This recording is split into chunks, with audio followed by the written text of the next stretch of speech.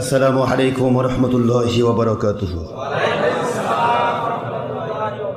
Yazid মারা গিয়েছিল কিভাবে? ইতিহাস জানেন না? ইয়াজিদ বাহিনী মারা গিয়েছিল কিভাবে?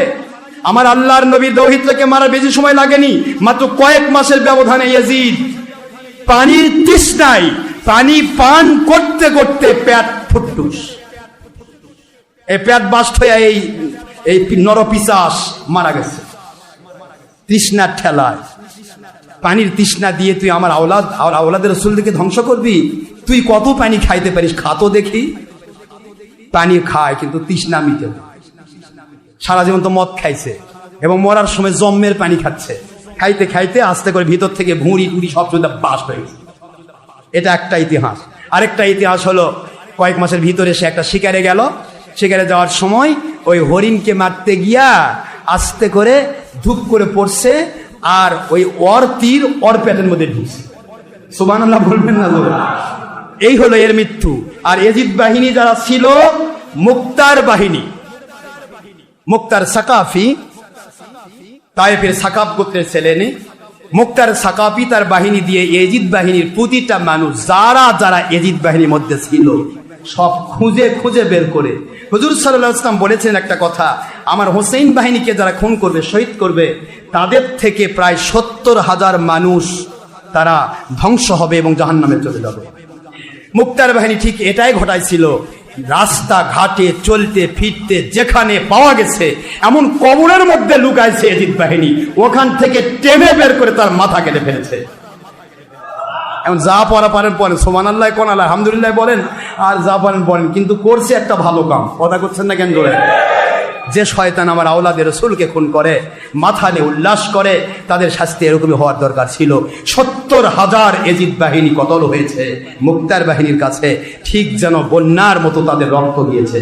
নাউজুবিল্লাহ জোরে বলুন। মুসলমান সোনার ভাইরা, মহান আল্লাহ আমাদের সবাইকে আল্লাহর সন্তুষ্টির পক্ষে, নবীজির পক্ষে, সাহাবায়ে কেরামের পক্ষে আল্লাহ পাক আমাদেরকে থাকবার তৌফিক দিন, আমিন। আমি আর বাড়াতে চাই না, শুধু এটুকু বলি যে ইয়াজিদ বাহিনী হওয়া যাবে না। আমাদেরকে আদেশ করা হয়েছে, ইয়া আইয়ুহাল্লাযিনা আমানু, হে মুমিনেরা, আতিউল্লাহ, আল্লাহকে মানো, ও আতিউর রাসূল, নবীজিকে মানো, ও উলিল আমরি মিনকুম, এবং আল্লাহ এবং নবীর পক্ষে যারা, তাদেরকে, সেই উলিল আমরকে মানো। এই ৩ কিসমের বাইরে আমরা কাউকে মানতে পারবো না। এই ৩ কিসমের কোনো কিসমের মধ্যে ইয়াজিদ বাহিনী নাই। মনে থাকবে তো? এই ৩ কিসমের কোনো কিসমের মধ্যে ইয়াজিদ বাহিনী নেই। আল্লাহ ৩ কিসমকে মানতে আদেশ করেছেন সূরাতুন নিসা ৭ নম্বর আয়াত শরীফে।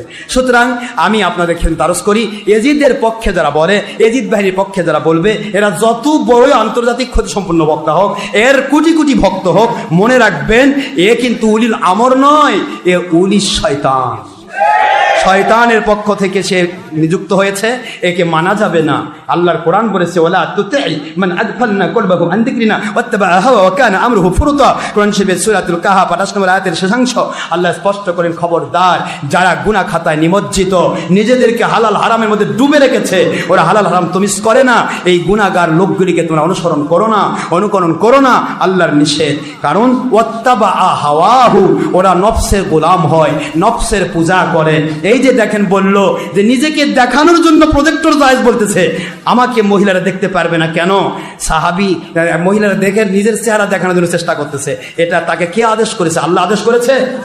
আমার চেহারা বা আমার এই মাহফিলে কত লোক হয়েছে দেখানোর জন্য, মানুষ দেখানোর জন্য আল্লাহ আদেশ করেছে? শয়তান আদেশ করেছে। কে আদেশ করেছে? ওয়াত্তাবা হাওয়াহু, সে তার নফসের গোলাম, তার নফসের পূজারী, নফসের কাছে সে নিজেকে বিক্রি করেছে, সে শয়তানের কাছে বিক্রি হয়েছে। সুতরাং আল্লাহ অর্ডার করলেন, খবরদার, ডোন্ট ওবে দেম, ওদেরকে কখনো মেনো না, ওদের ওয়াজ শুনো না, ওদের কথা শুনো না, ওদের কিতাব পড়ো না, ওদেরকে অনুসরণ করো না। এই নিষেধটা কার? কাজে ইয়াজিদ বাহিনীর পক্ষে যারা বলে, বা নবীজির বিপক্ষে যারা বলে, সাহাবীদের বিপক্ষে যারা বলে, যারা কোরআন সুন্নাহ ইজমা কিয়াসের বিপক্ষে বলে, অর্থাৎ হরতাল লংমার জঙ্গিপনাকে ইমানি দায়িত্ব বলে চালায়, ওদের ভোট দিলে নবী ভোট পাবে বলে বলে, ভোট দেওয়া ইমানি দায়িত্ব আমানত বলে, নাউজুবিল্লাহ বলেন। যারা এই ধরনের কথা ধর্ম দিয়ে ইসলাম দিয়ে ব্যবসা চাঙ্গা করা যে উল্টা পাল্টা বলে, আর জঙ্গিপনাকে ইসলাম নামে চালায়, সন্ত্রাসীপনাকে ইসলাম নামে চালায়, আর মাঝখানে ঈদে মিলাদুন্নবী বিরুদ্ধে কথা বলে, মিলাদকে বিরুদ্ধে কথা বলে, নবীকে আমাদের মতো বলে, বড় ভাইয়ের মতো বলে, মাটির মানুষ বলে, আর ওদের মুরব্বীদেরকে নবীর চেয়েও বেশি দাম দেয়। কথা করছেন না কেন? না ভুল বললাম আপনাদেরকে? ভুল বলেছি?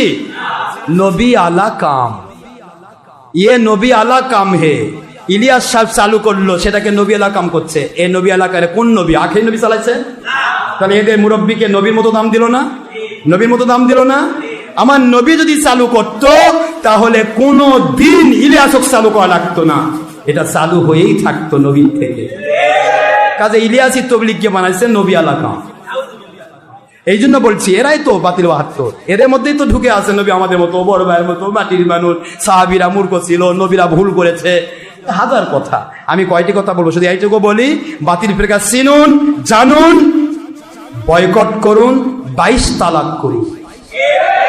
কয় তালাক? কয়টা? 22 তালাক করুন, একটা দুটা না।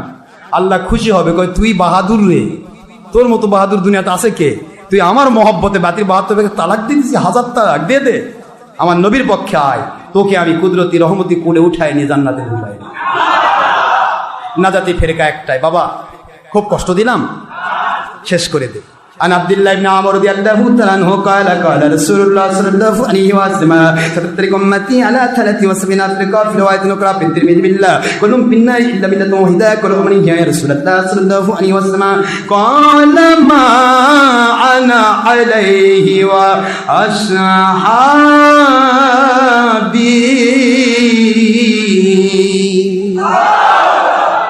শেষ হাদিস, এটা আমাকে বলাই লাগবে। হক আর বাতিল প্রমাণ হয়ে গেছে, আলহামদুলিল্লাহ।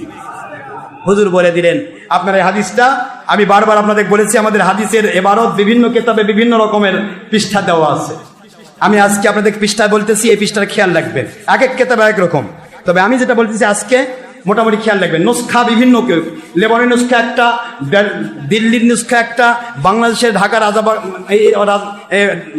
বাংলা বাজারের নুসখা একটা, বিভিন্ন জায়গা বিভিন্ন লেখা।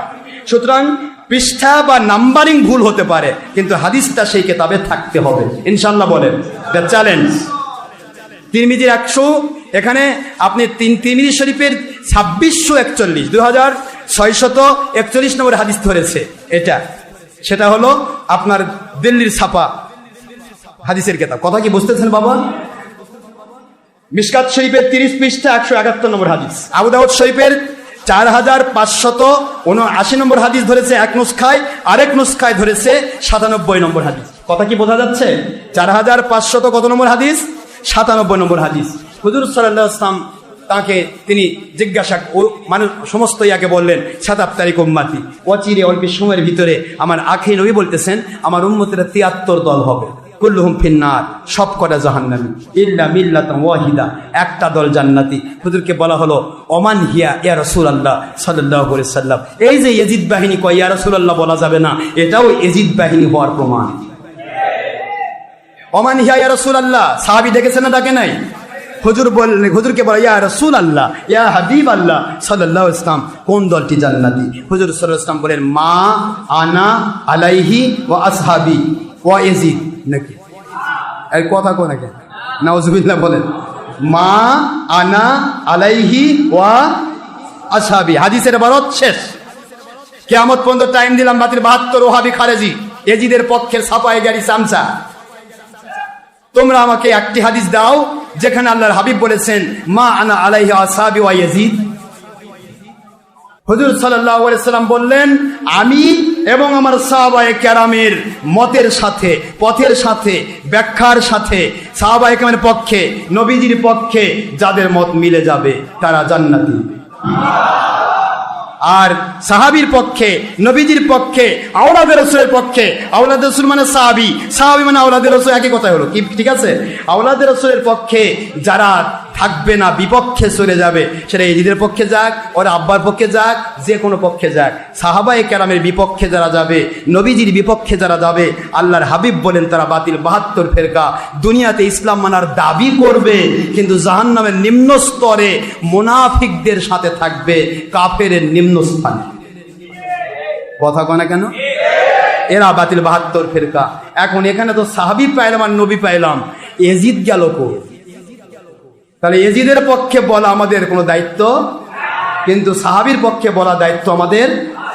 কারণ সাহাবীর পক্ষে থাকলে হক, সাহাবীর বিরুদ্ধে অন্য কারো পক্ষে গেলে সে কি? তাহলে এজিদের পক্ষে আজকে যারা ওকালতি করতেছে, এই আকরামুজ্জামান কনে যত 2 নম্বর মুন্সি, এই ধর্ম ব্যবসায়ী বাতিল 72 যারা বলে নবীকে তালাক দিছি, এই 2 নম্বর 22 নম্বর এই দেড় ব্যাটারি মুন্সি, এদেরকে বলছি যে এরা আসলেই যে বাতিল 72 এজিদ বাহিনী কাফের মুশরিকের চাইতেও নিকৃষ্ট। এরপরেও যদি কোনো মুসলমান তাদের অনুসরণ করে, সে নিজেও মুসলমান নয়, সে নিজেও মুসলমান নয়। কারণ চোরের পিছনে যে ঘুরে, চোরকে সমর্থন করে চোর জানার পরেও সে নিজেও চোর। ডাকাতের পিছে ঘুরে, ডাকাতকে সমর্থন করে ডাকাত জানার পরেও সে নিজেও ডাকাত। সুতরাং এজিদ বাহিনী বাতিল 72 ফেরকা প্রমাণিত হওয়ার পরেও তাদের যারা কেতাব পড়বে, তাদের পিছে যারা ঘুরবে, তাদের ফেসবুকে যারা স্ট্যাটাস দেবে, তাদের ফেসবুকে যারা লাইক করবে, তাদের ইউটিউবে যারা লাইক করবে, তাদেরকে যারা সাবস্ক্রাইব করবে, তাদেরকে 8 টাকা দিয়ে যারা সাহায্য করবে, এরা যতই আল্লাহর দাবি করে এরা কাফের, এরা মুসলমান নয়, এরা মুসলমান নয়, এরা মুসলমান নয়।